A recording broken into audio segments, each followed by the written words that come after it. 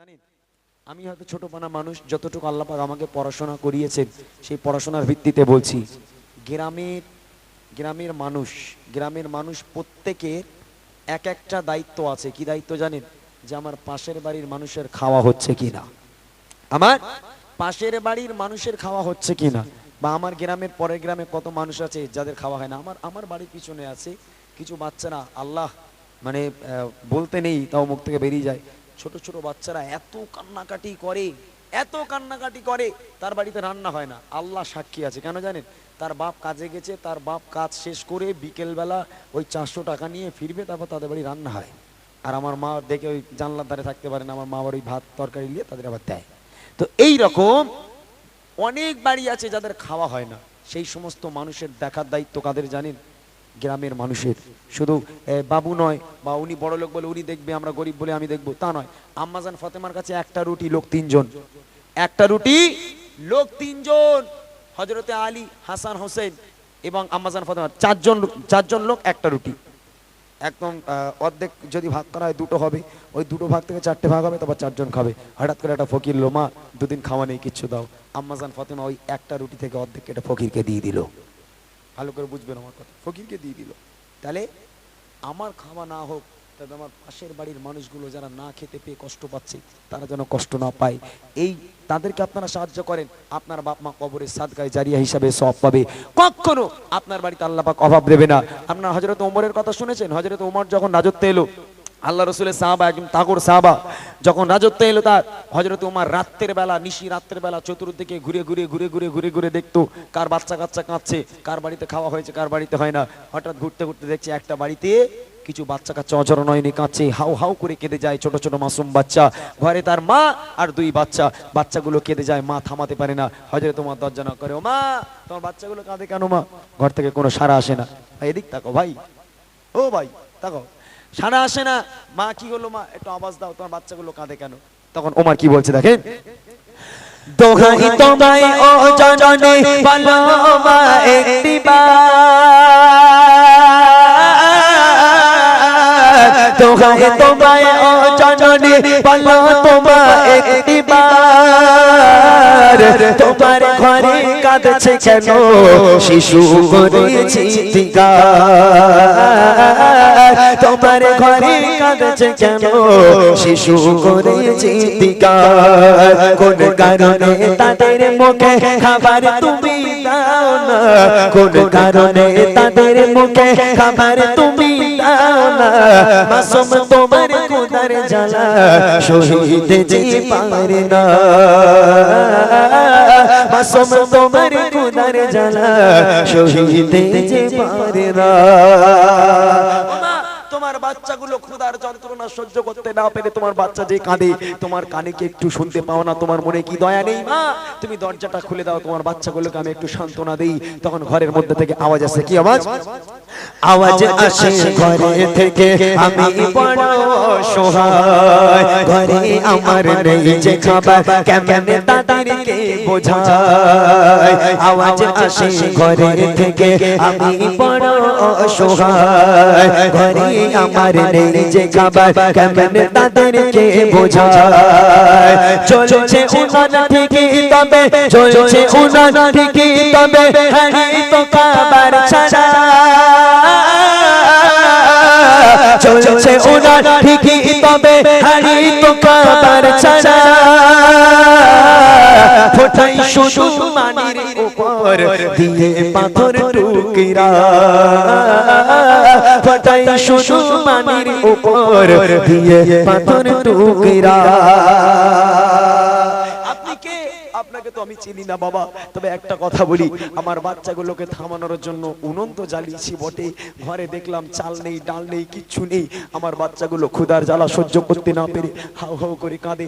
আমি মা হয়ে তো সহ্য করতে পারি না, তাই তাদের বোঝানোর জন্য উনুনটাকে জ্বালালাম, একটা হাঁড়ি বসালাম, বসানোর পর পানি দিয়ে তাতে কিছু পাথরের টুকরা দিলাম, আর বাচ্চাদের বোঝাচ্ছি, বাবা দেখ রান্না হচ্ছে, রান্না হয়ে গেলে তোদের খাইয়ে দেবো। কিন্তু মাসুম বাচ্চার মন, তারা কি বোঝে? তারা কিচ্ছু বোঝে না। মা চুলো জ্বালিয়ে হাঁড়ি বসিয়ে পাথরের টুকরা গরম করে আর বাচ্চাদের বলে দেখ রান্না হচ্ছে, তারপরেও থামে না। তাই তো বলছে আওয়াজ আসে ঘরে থেকে আমি বড় অসহায়, ঘরে আমার নেই যে খাবার কেমনে তাদেরকে বোঝায়। চলছে উনান ঠিকই তবে হাড়ি তো খাবার ছাড়া, চলছে উনান ঠিকই তবে হাড়ি তো খাবার ছাড়া। ফোটাই শুধু পানির উপর দিয়ে পাথর টুকরা, ফোটাই শুধু পানির উপর দিয়ে পাথর টুকরা। এমন কথা শুনে উমার অশ্রু যে যার থামে না, এমন কথা শুনে উমার অশ্রু যে যার থামে না। ছুটে ছুটে যায় গো চলে বাইতুল মালের খাজানা, ছুটে ছুটে যায় গো চলে বাইতুল মালের খাজানা। হযরত উমর তার কষ্টে বুকটা ফেটে গেল। কেমন রাজা ছিল, কেমন নেতা ছিল দেখেন। ওই মায়ের ওই কথা শুনে, বাচ্চাদের কান্না শুনে হযরত উমর অঝর নয় কেঁদে ফেললো। থাকতে না পেরে দৌড়ে দৌড়ে চলে গেল বাইতুল মাল, মানে যেখানে গোডাউন আর কি, যেখানে মাল রাখা হয় আর কি, সরবরাহ করা হয়। সেইখান থেকে এক বস্তা আটা হযরত উমর নিজে মাথায় করে ওই রাতের বেলা একজন নেতা হয়ে মাথায় এক বস্তা আটা নিয়ে দৌড়ে দৌড়ে যাচ্ছে ওই অসহায়ের মাকে দিতে। হে মা, দরজা খুলে দাও মা, নাও আটা দিলাম মা, তুমি তাড়াতাড়ি করে রুটি বানাও, রুটি বানিয়ে তোমার বাচ্চাদের, ক্ষুধার্ত বাচ্চাদের মুখে আহার দাও। কেমন নেতা ছিল কবি লিখছে দেখেন। একটি বস্তা খাবার মাথায় নিয়ে চলেছে উমর, ও মা তোমার শিশু বলে মুখে এবার দাও আহার। একটি বস্তা খাবার মাথায় নিয়ে চলেছে উমর, ও মা তোমার শিশু বলে মুখে এবার দাও খাবার। তৈরি হল খাবার যখন, তৈরি হল খাবার যখন খেয়ে মাসুম শিশুরা, তৈরি হল খাবার যখন খেয়ে মাসুম শিশুরা। দোয়া করে খোদার কাছে শুকরিয়া জানায় তারা, দোয়া করে খোদার কাছে শুকরিয়া জানায় তারা। ওই বাচ্চাগুলো যখন মা রুটি বানিয়ে দিল, রুটি বানিয়ে দেওয়ার পর যখন রুটিগুলো খেলো বাচ্চাগুলো, ক্ষুধার যন্ত্রণার যখন দূর হয়ে গেল, ওই বাচ্চাগুলো সঙ্গে সঙ্গে চোখের পানিটা মুছে আল্লাহর কাছে হাত তুলে আল্লাহ শুকরিয়া আদায় করে, আল্লাহর কাছে কান্নাকাটি করে এবং আল্লাহর কাছে বলে, আল্লাহ এই মানুষটাকে তুমি ভালো রেখো, এই মানুষটার হায়াতকে দারাজ করো। ওই মাসুম বাচ্চাদের দোয়া কতটা আল্লাহর কাছে কবুল হয় সে ধারণা আপনাদের নেই। তাই কবি লিখছে দেখেন। একটি বস্তা খাবার মাথায় নিয়ে চলেছে উমর, ও মা তোমার শিশু বলে মুখে এবার দাও আহার। তৈরি হল খাবার যখন খেয়ে মাসুম শিশুরা,